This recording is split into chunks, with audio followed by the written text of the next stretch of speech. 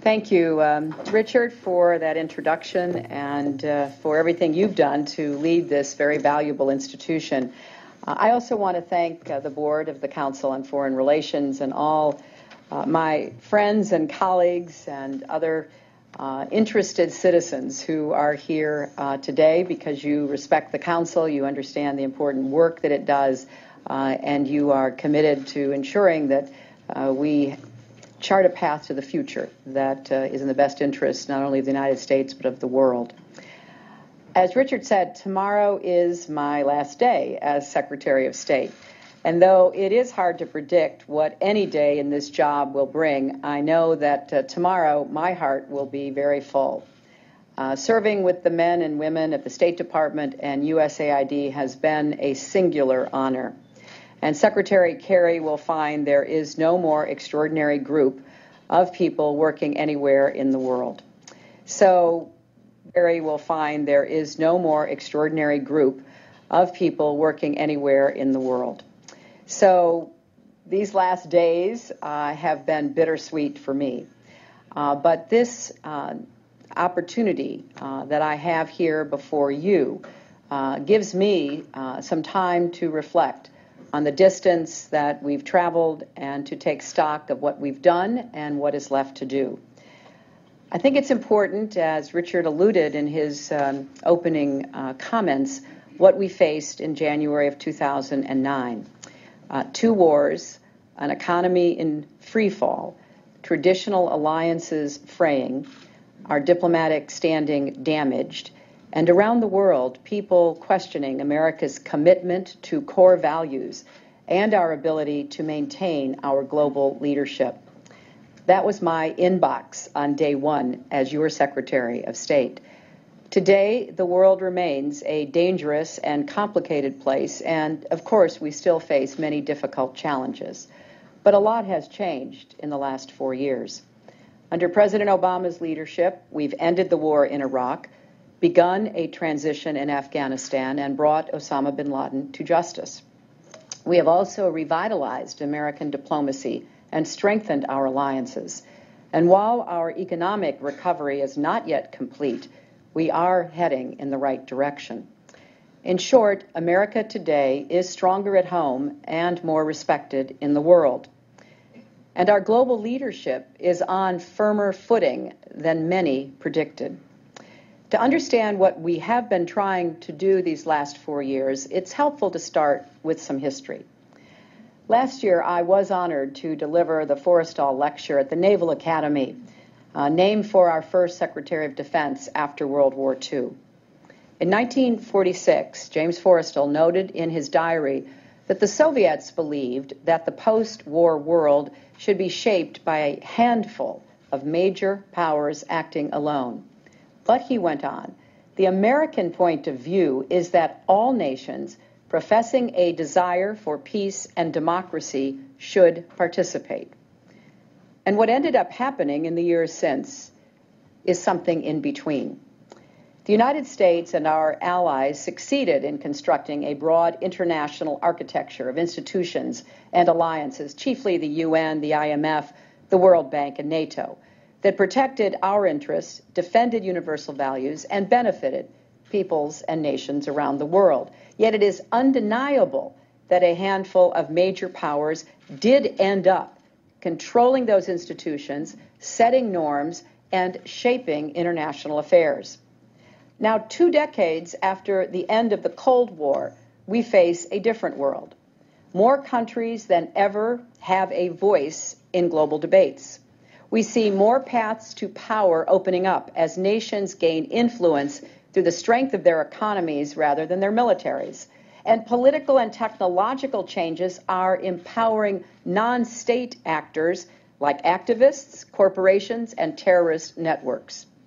At the same time, we face challenges, from financial contagion to climate change to human and wildlife trafficking, that spill across borders and defy unilateral solutions.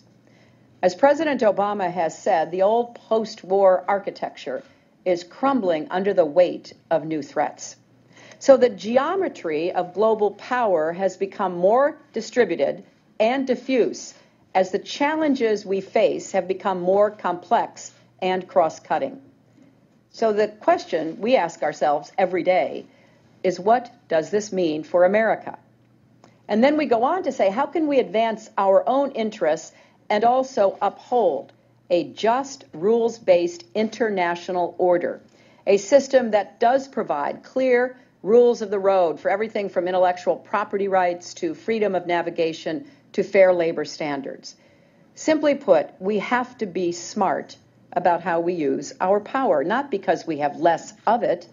Indeed, the might of our military, the size of our economy, the influence of our diplomacy, and the creative energy of our people remain unrivaled.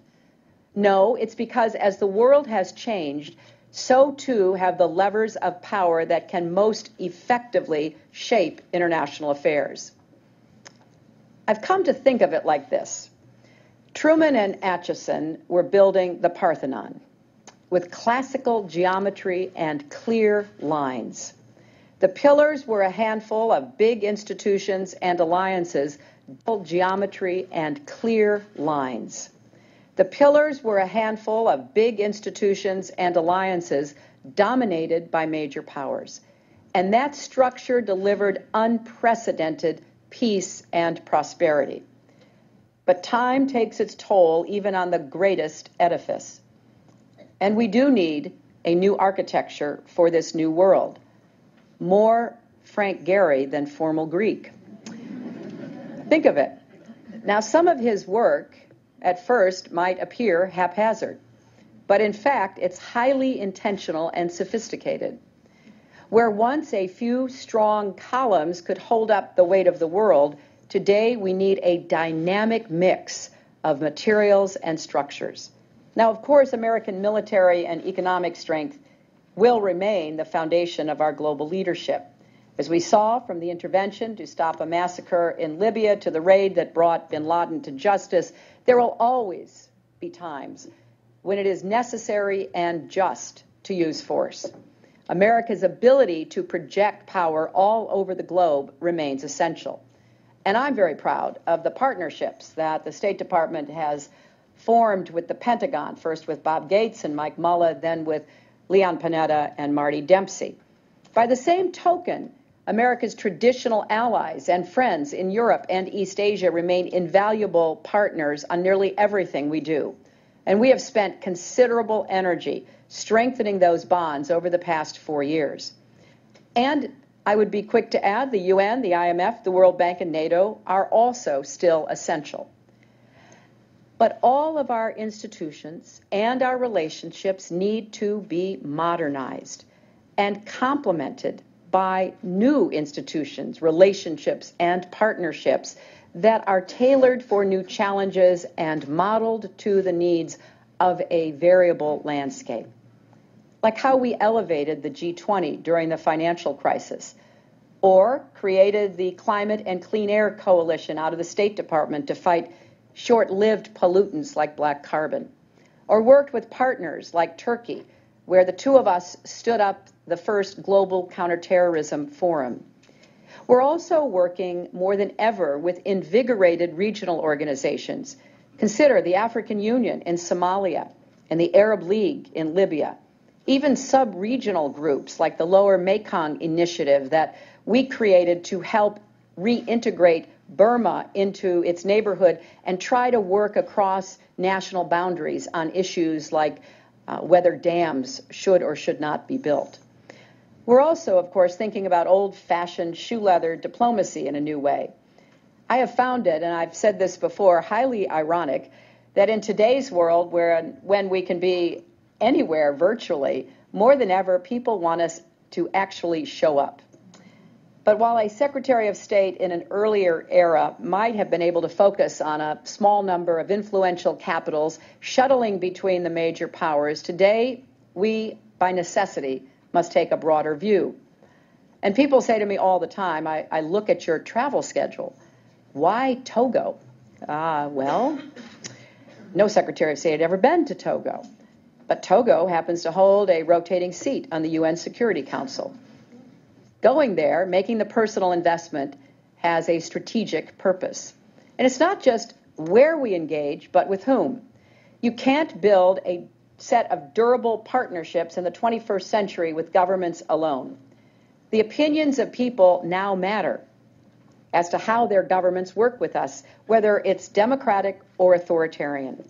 So in virtually every country I have visited, I've held town halls and reached out directly to citizens, civil society organizations, women's groups, business communities, and so many others. They have valuable insights and contributions to make, and increasingly they are driving economic and political change, especially in democracies. The State Department now has Twitter feeds in 11 languages. And just this Tuesday, I participated in a global town hall and took questions from people on every continent, including for the first time, Antarctica. So the point is, we have to be strategic about all the levers of global power and look for the new levers that could not have been possible or had not even been invented a decade ago. We need to widen the aperture of our engagement, and let me offer a few examples of how we're doing this. First, technology. You can't be a 21st century leader without 21st century tools. Not when people organize. First, technology. You can't be a 21st century leader without 21st century tools. Not when people organize pro-democracy protests with Twitter, and while terrorists spread their hateful ideology online. That's why I have championed what we call 21st century statecraft. We've launched an interagency center for strategic counterterrorism communications at State. Experts, tech-savvy specialists from across our government, fluent in Urdu, Arabic, Punjabi, Somali, use social media to expose al-Qaeda's contradictions and abuses, including its continuing brutal attacks on Muslim civilians. We're leading the effort also to defend internet freedom so it remains a free, open, and reliable platform for everyone. We're helping human rights activists in oppressive internet environments get online and communicate more safely. Because the country that built the internet ought to be leading the fight to protect it from those who would censor it or use it as a tool of control. Second, our non-proliferation agenda.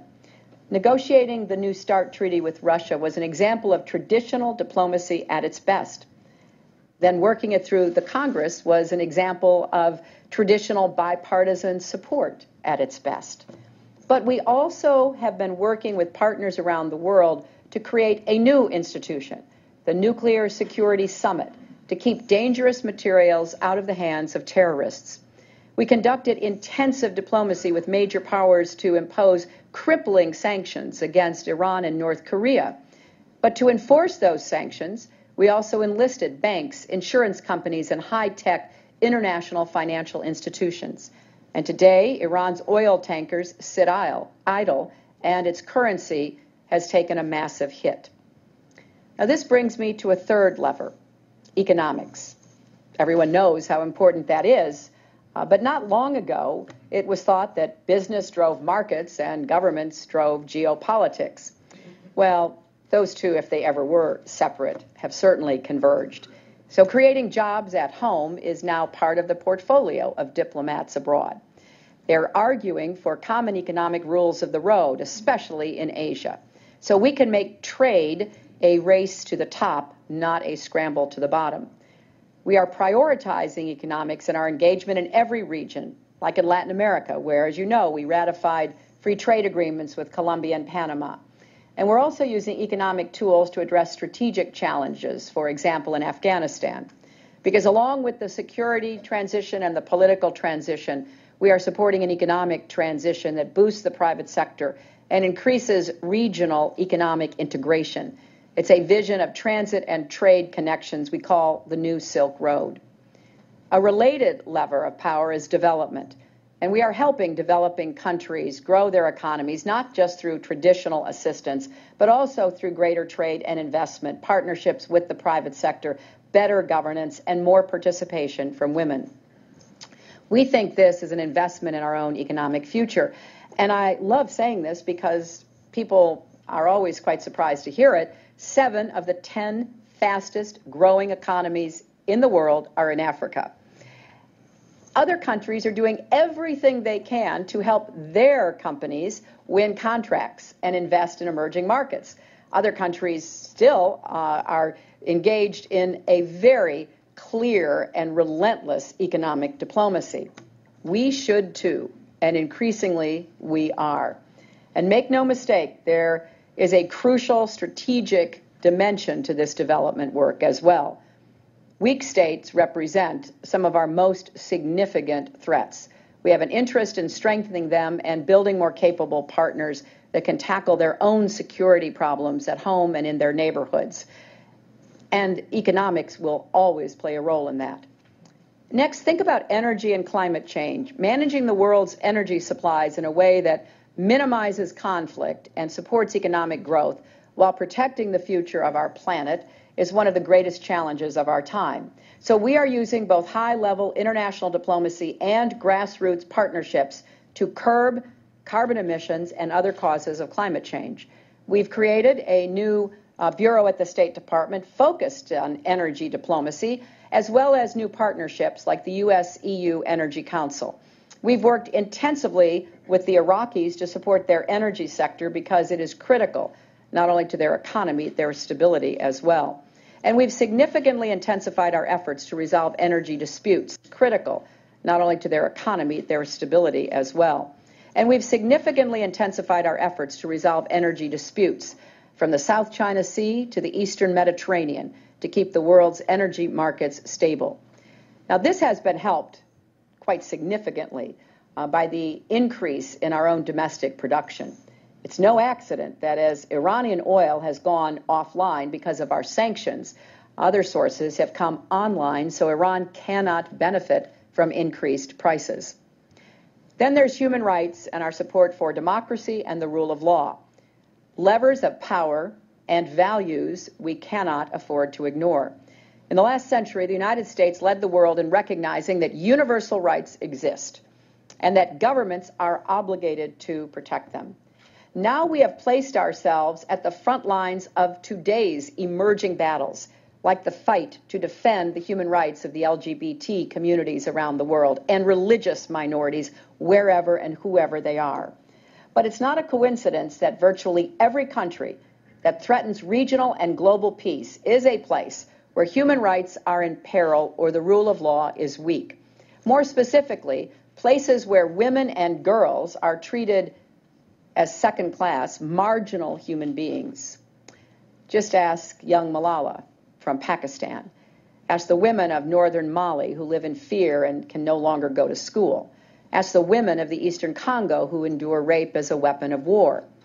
And that is the final lever that I want to highlight briefly, because the jury is in, the evidence is absolutely indisputable. If women and girls everywhere were treated as equal to men in rights, dignity, and opportunity, we would see political and economic progress everywhere. So this is not only a moral issue, which of course it is an economic issue and a security issue, and it is the unfinished business of the 21st century. It therefore must be central to U.S. foreign policy. One of the first things I did as secretary was to elevate the office of Global Women's Issues under the first ambassador at large, Melanne Verveer. And I'm very pleased that yesterday the president signed a memorandum making that office permanent. In the past 4 years, we've made a, thank you.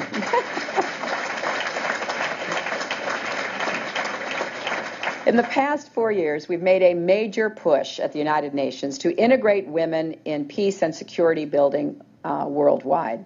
And we've seen successes in places like Liberia. We've urged leaders in Egypt, Tunisia, and Libya to recognize women as equal citizens with important contributions to make. We are supporting women entrepreneurs around the world who are creating jobs and driving growth. So technology, development, human rights, women. Now, I know that a lot of pundits hear that list and they say, isn't that all a bit soft? What about the hard stuff? Well, that is a false choice. We need both, and no one should think otherwise. I will be the first to stand up and proclaim loudly and clearly that America's military might is and must remain the greatest fighting force in the history of the world. I will also make very clear, as I have done over the last years, that our diplomatic power, the ability to convene, our moral suasion is effective because the United States can back up our words with action. We will ensure freedom of navigation in all the world's seas. We will relentlessly go after al-Qaeda, its affiliates, and its wannabes. We will do what is necessary to prevent Iran from obtaining a nuclear weapon. There are limits to what soft power on its own can achieve. And there are limits to what hard power on its own can achieve. That's why from day one, I've been talking about smart power. And when you look at our approach to two regions undergoing sweeping shifts, you can see how this works in practice. First, America's expanding engagement in the Asia-Pacific. Now, much attention has been focused on our military moves in the region. And certainly adapting our force posture is a key element of our comprehensive strategy. But so is strengthening our alliances through new economic and security arrangements. We've sent Marines to Darwin, but we've also ratified the Korea Free Trade Agreement. We responded to the triple disaster in Japan to Darwin, but we've also ratified the Korea Free Trade Agreement. We responded to the triple disaster in Japan through our governments, through our businesses, through our not-for-profits, and reminded the entire region of the irreplaceable role America plays. First and foremost, this so-called pivot has been about creative diplomacy, like signing a little noted treaty of amity and cooperation with ASEAN that opened the door to permanent representation and ultimately elevated a forum for engaging on high-stakes issues like the South China Sea. We've encouraged India's Look East policy as a way to weave another big democracy into the fabric of the Asia-Pacific. We've used trade negotiations over the Trans-Pacific Partnership to find common ground with a former adversary in Vietnam, and the list goes on. Our effort has encompassed all the levers of power and more that I've both discussed and that we have utilized. And you can ask yourself, how could we approach an issue as thorny and dangerous as territorial disputes in the South China Sea without a deep understanding of energy politics, subtle multilateral diplomacy, smart economic statecraft, and a firm adherence to universal norms? Or think about Burma. Supporting the historic opening there took a blend of economic, diplomatic, and political tools. The country's leaders wanted the benefits of rejoining the global economy. They wanted to more fully participate in the region's multilateral institutions and to no longer be an international pariah. So we needed to engage with them on many fronts to make that happen, pressing for the release of political prisoners and additional reforms while also boosting investment and upgrading our diplomatic relations. Then there's China. Navigating this relationship is uniquely consequential because how we deal with one another will define so much of our common future. It is also uniquely complex because, as I have said on many occasions, and as I have had very high-level Chinese leaders quote back to me, we are trying to write a new answer to the age-old question of what happens when an established power and a rising power meet.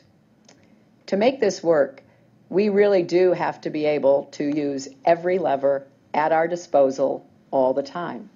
So we expanded our high-level engagement through the strategic and economic dialogue to cover both traditional strategic issues like North Korea and maritime security, and also emerging challenges like climate change, cybersecurity, intellectual property concerns, as well as human rights.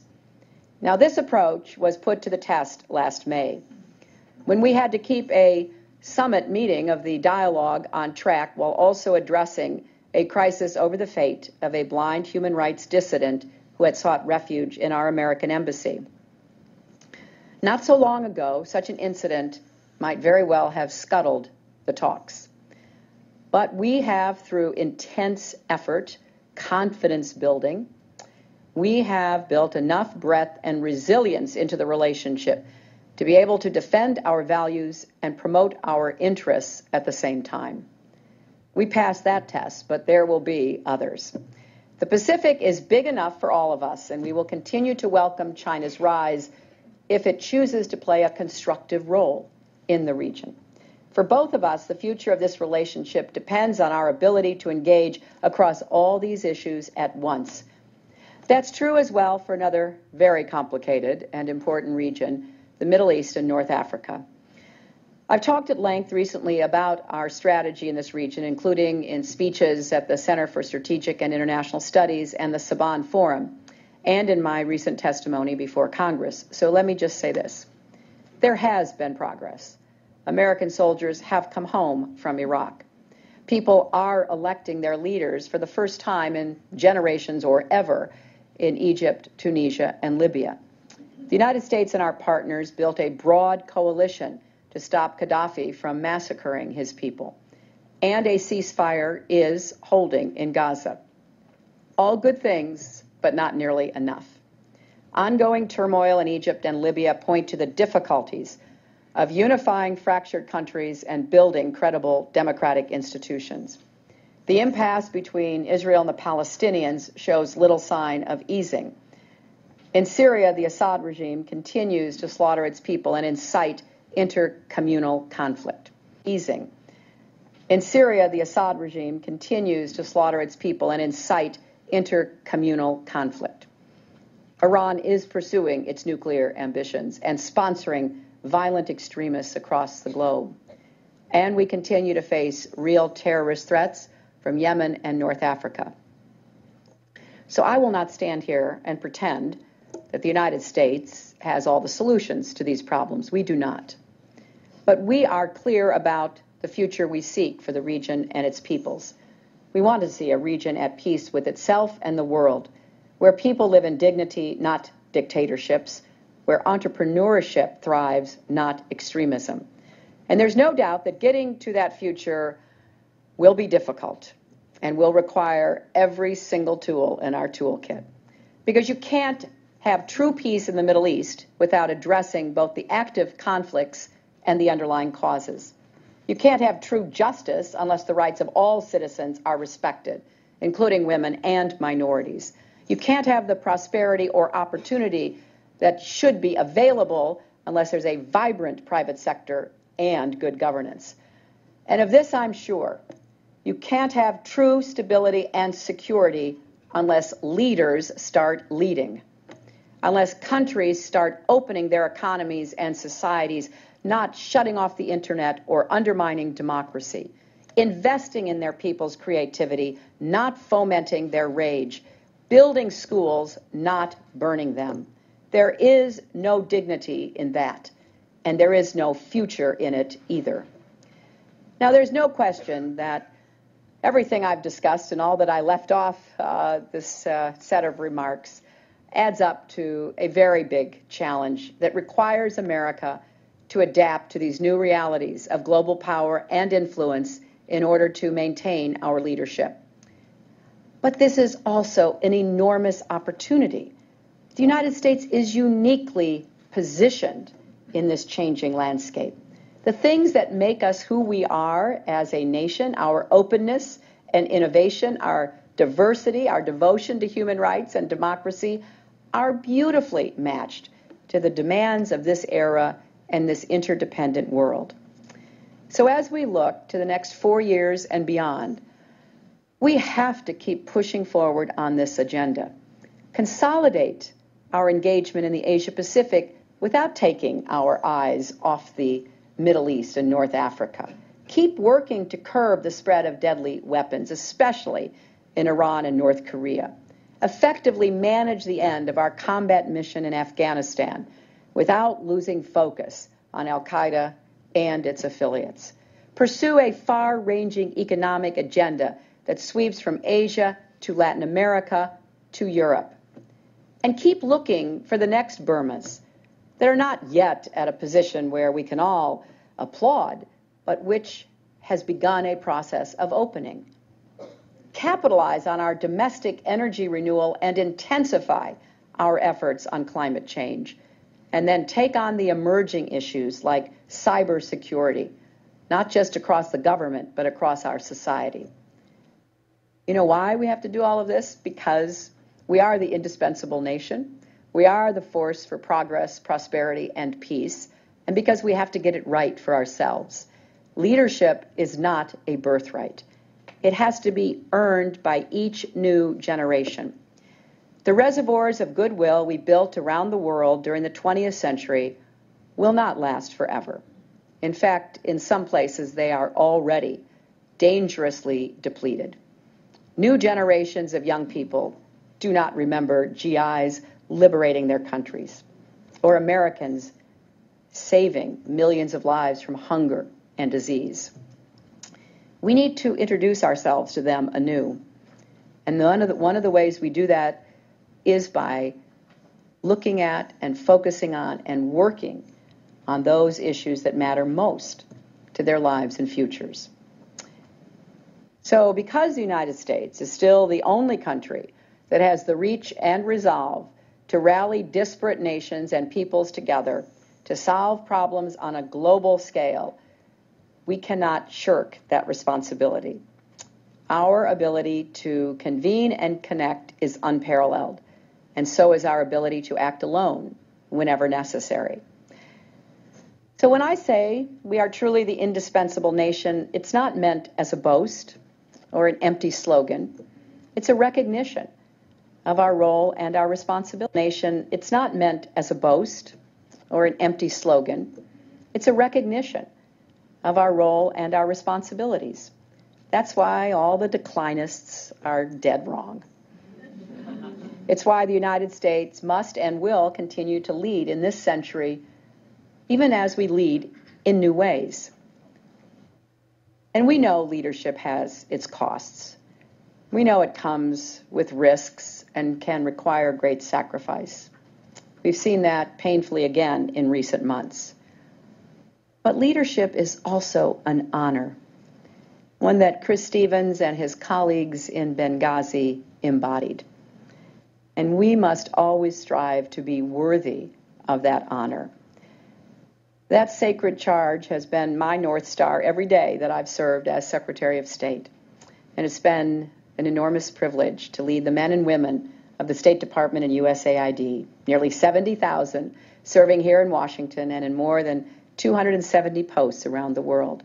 They get up and go to work every day, often in frustrating, difficult, and dangerous circumstances, because they believe, as we believe, that the United States is the most extraordinary force for peace and progress the world has ever known.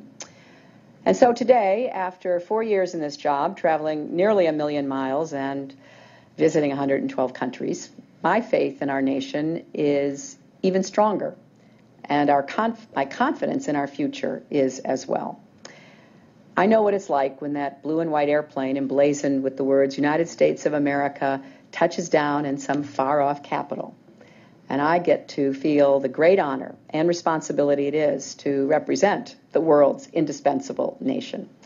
I'm confident that my successor and his successors and all who serve in the position that I've been so privileged to hold will continue to lead in this century just as we did in the last, smartly, tirelessly, courageously, to make the world more peaceful, more safe, more prosperous, more free. And for that, I am very grateful. Thank you.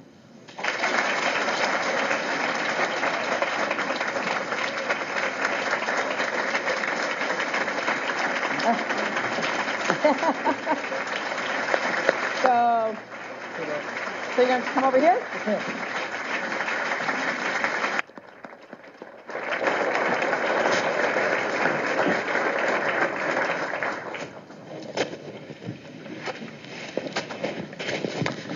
Well, thank you, Madam Secretary. Thank you. Both what you had to say as well as for the last 4 years. Let me just take advantage of my position and ask the first question. You gave an extraordinarily comprehensive talk that touched on, I think you called them the many levers of American influence and power, and made the case for various forms of our power. So when it comes to putting it together, is there an Obama doctrine? Is there a Clinton doctrine that somehow ties it together, gives a sense of priorities, helps explain what it is we should do and not do, and how we should do it in the way that other doctrines historically have played that role? Well, I think that, as you can tell from what I said, we believe that America must continue to be the indispensable nation and the global leader on behalf of peace, prosperity, and progress, and that requires us not only to lead alone, but also to build coalitions and networks that will put responsibility with others and expect them to play their role in a rules-based global order. So it's not always easy to talk about what we are doing every day, everywhere in the world, but I think if you look at what we have done, we have certainly kept faith with that kind of mission. I will show uncharacteristic self-restraint, as those of you who know me, and we'll try to have time for a couple questions. Yes, ma'am, all the way in the back. Yeah, right there. Just wait for the microphone and just let us know who you are. Thank you. My name is Nadia Bilbisi. I'm with NBC Television, Middle East Broadcasting Center. Madam Secretary, some of the successes that have been attributed to you is mending or fixing United States' relation with the Arab and Muslim world.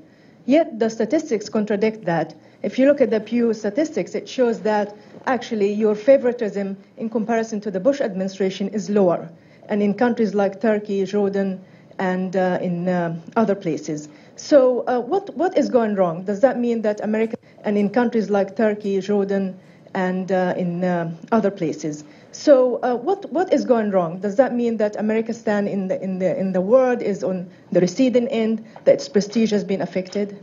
Thank you. Well, let me say three things about that. First, I have obviously followed closely public opinion, and I think it's fair to say that the United States for the last decade has not been viewed favorably by a very high percentage of the people in any of the countries in the Middle East or North Africa for a number of reasons, some of it rooted, of course, in our strong support for Israel over the many years of Israel's existence as a state. So this is not the Obama administration, the Bush administration, the Clinton administration. This is the views of many people in the region about America. And I think it's unfortunate because, clearly what the United States stands for is absolutely in line with what the Arab revolutions have been publicly espousing.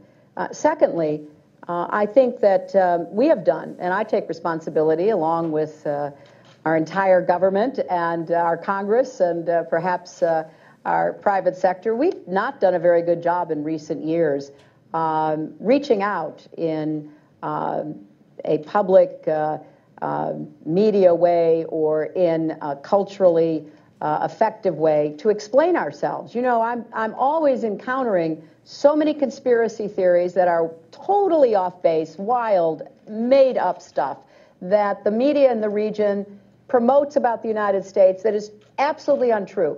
Our response has been, nobody will either believe it or we can't possibly contest it. I take a different view. I think we ought to be in there every single day.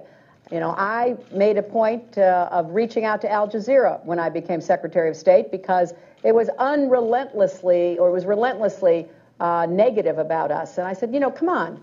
That is not only inaccurate, but it's deeply unfair. And, their response to me was, well, your government never puts anybody on Al Jazeera. I said, well, that's going to change right now. You can't be in the arena and expect there to be a change if you're not willing to get off the bench. And from my perspective, that's our fault. We have let a lot of stuff be said about us, believed about us, that is contrary to who we are as a people, what we stand for, and what we've done. I guess thirdly, we, in our efforts to support democracy still are held accountable for supporting the governments that were there before democracy. You deal with governments of all kinds. We deal with China. Hardly anybody believes that China fully respects human rights, and it certainly is not a democracy.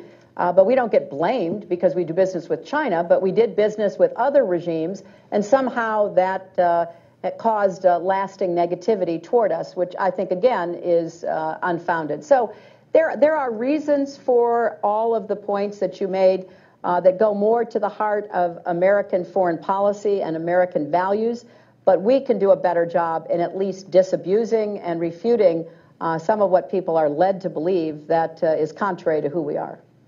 Alan Wendt. Alan Wendt, formerly with the State Department. That's okay. You can. Madam Secretary, you've outlined a very ambitious agenda and program of work for the Department of State. Could you tell us a little bit about the budgetary resources that will be required to carry out that agenda? Well, I'm glad he's asked that question. I'm very glad he asked that question.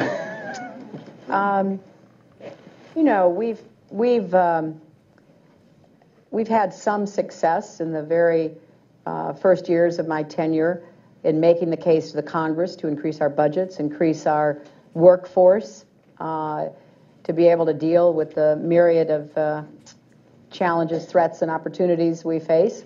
But we are moving into the budget negotiations and a potential sequestration, which will be disastrous.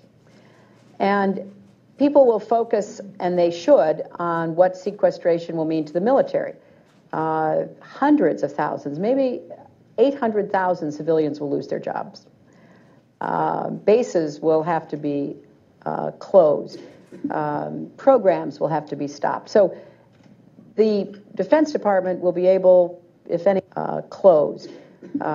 Programs will have to be stopped. So the Defense Department will be able, if anyone's willing to listen, say, look, here's what the immediate effect will be, and it won't only be about our military might, it'll be about the economy. You saw in the fourth quarter slowdown, one of the reasons was decreased military spending as people, hedge against and get prepared for this, absurd sequestration idea. In the State Department, we can't look at military programs that are producing weapons, but we can look at people being furloughed, which they will. We can look at cutting back once again on security, which has been one of the challenges we have inherited over the years, and which I tried to explain to the Congress. We can look at the cutbacks in passports that the American people deserve us to provide, and on and on and on. So although we are, 1/12, 1/13 of the Defense Department budget, what we do does directly affect Americans. It's not just programs over there, it's what happens here at home and what we do through those programs and posts that make it possible for us to have jobs and, travel easily and so much else. So I thank you for asking it. This is a government-wide challenge and something that no great country should do. I mean, just as a final note, I was giving a speech in Hong Kong during the last debt ceiling debate, and all these very sophisticated investors and government officials, lined up to say, is the United States really going to default on its credit? And I said, oh, no, we'll never do that. Oh, Lord, please be. So are we really going to have mindless sequestration? Are we really going to, in effect, handicap ourselves? We'll see. I hope not. I hope that cooler and smarter heads prevail. We'll take one or two more. Sure. Okay. Sure. Diana? Diana Lady Dugan, Center for Strategic and International Studies and Cyber Century Forum. Madam Secretary, I think all of us are want to say how honored we are to have had you as our secretary, but I will move quickly on to a question that for those of us, particularly who served during the Cold War, it was much easier to identify American interests, and we had much more of a moral compass. And now I would like to know, when you are talking about protecting and advancing American interests, is becoming more and more difficult and more parochial in identifying American interests, particularly in a transnational world and the various vested interest group. So what advice do you have to give to your successors in terms of defining American interests and redefining them? Well, that's an excellent question, and I think it's on two levels. On the most fundamental level, protecting America and Americans has to remain a core interest. Our security is non-negotiable, and we have to be smart about what really threatens us and what doesn't. We have to work better on intelligence so that we don't make very unfortunate mistakes. But security first and foremost, and I don't think any official, Secretary of State or otherwise, could put anything before that. Secondly, we need an open, transparent, free market in which Americans are able to compete on a level playing field. Because when we can compete, we often can win. But the deck has been stacked against us in the last years because of all kinds of forces converging, whether it's state-owned enterprises or indigenous protections that are behind the borders and so forth. So, it is very much in our interest to help write the rules for the 21st century global economy, and then to think of mechanisms to enforce those rules. Thirdly, we have to continue to advance American values, which correspond with universal values.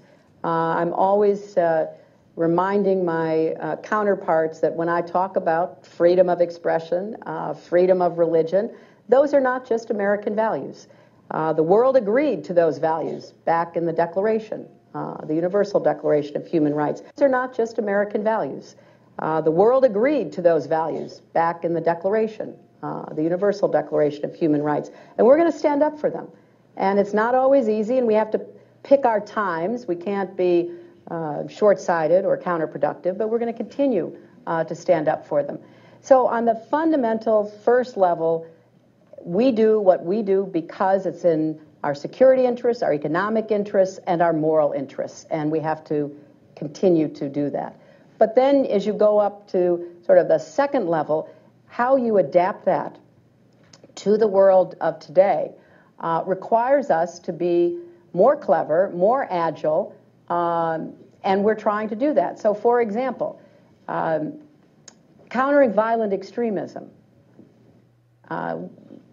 There are those who estimate that maybe there are 50,000 violent, homicidal extremists in the world.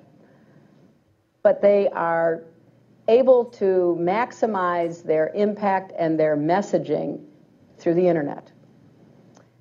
And what we have tried to do, as I briefly mentioned, is to get in there with them, to undermine them, and to rebut them. It is something we did quite well in the Cold War. The more I've done this job, the more lessons I think we can transfer from the Cold War to today. No, we don't have some monolithic communist Soviet Union. But we were engaged minute by minute in pushing out our ideas, our values, refuting communist propaganda. Cold War ended. People said, oh, my goodness, thank the Lord, democracy has triumphed. We don't have to do any of that anymore. That is a terrible mistake. We have basically abdicated, in my views, the broadcast media. I have tried and will continue from the outside to try to convince Congress and others, if we don't have an up-to-date, modern, effective broadcasting board of governors, we shouldn't have one at all. Other countries, Russia, China, and I mentioned Al Jazeera already, they have government messaging that is now predominant in so many places, in the languages of the places. And we transport our cultural and entertainment around the world, which doesn't always, unfortunately, convey our best values. And we abdicate in really investing in and modernizing what our broadcasting potential could be. So, I think there are many more examples, but I would say that if you look at how successful we were in the Cold War, thankfully we never went to war with the Soviet Union. We never stopped negotiating with the Soviet Union. And we engaged in a lot of very sophisticated diplomacy around the world. And we did things like support certain people in elections because they were more democratic than other people. I mean, we did a lot. I mean, George Shultz was here the other day, and we did so much to kind of help those who were on the side of democracy and freedom survive behind the Iron Curtain and then thrive when the Iron Curtain fell. And I have a long list of things that I would love to see us doing in a modern way that we have not yet adapted to this new time. Time for one last one. Yes, ma'am. Third row. Ricky, just wait for the microphone. Ricky Tigard-Hill for Financial Regulation Reform International. Immigration reform has been seen as largely a domestic issue, but I would like very much for you to give us your views on to what extent immigration reform will enhance our ability to deal with other countries and to foster U.S. values abroad. Well, it's funny. My very last bilateral meeting was with, yesterday, the new Foreign Secretary of Mexico. And we talked about the benefits to both the United States and Mexico, in fact, all of North America, in better integrating our economies, our infrastructure, our energy, particularly our electricity grid, and so much else that is possible. So immigration reform is the right thing to do for America and for people who are here, who have, in many instances, been here for a very long time, made their contributions to this country, have been law-abiding, contributing residents.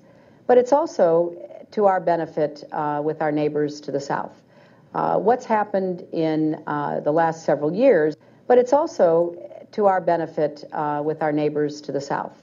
What's happened in the last several years has been actually a slowing down of immigration, undocumented immigration from Mexico, because as our economy was struggling and jobs were not as available and the Mexican economy was growing, people didn't come or they went home. So now much of the immigration flows are coming from further south, from countries where there is still a lot of instability and very significant poverty. So what we have to do is have, as the President said, comprehensive immigration reform, which means not only border security on our borders, but helping with border security further south so that we can then move on to dealing with the 11 million plus people who are here and creating some path to citizenship. That will be a huge benefit to us in the region, not just in Mexico, but further south. At the same time that we do immigration reform, we need to do more on border security and internal security in Central America. We should be very proud of the role we played in stabilizing Colombia from the drug cartels and the FARC rebels. And we've made a lot of progress with Mexico under the Merida Initiative, with the result that these Central American countries are increasingly squeezed. So their internal workforce will not have many opportunities once we do immigration reform, once the Mexicans get serious about their border. Then I think we have to do more with the Central American countries in order to help them the way that we have helped others. And Mr. Secretary, you spoke about the indispensability of American leadership and how the world would be, I think, a much worse place were it not for such an active American role. But coming back to immigration reform and to your comments about sequestration, Are you optimistic about the capacity of the American political system to come up with policies that will allow us to sustain that kind of American leadership? Absolutely. I mean, if you look back, we've done some really stupid things. And, over 200 years, we've passed terrible laws. We've had all kinds of government-sponsored or condoned discrimination against all kinds of people. We've made our mistakes. I mean, we may be indispensable. It doesn't mean we're perfect. We're probably as close to perfect as anybody has been, but we're maybe not there yet. We're still trying to form a more perfect union. But no, I think, look, you look at the sweep of American history, and sometimes it takes longer than it should, but, eventually we do, overcome our own discriminatory tendencies, our own insecurities and fears, and I have no doubt that we will again. It is distressing when you're watching some of what is happening, but I think you have to take a longer view, and certainly in my view, that's one for optimism.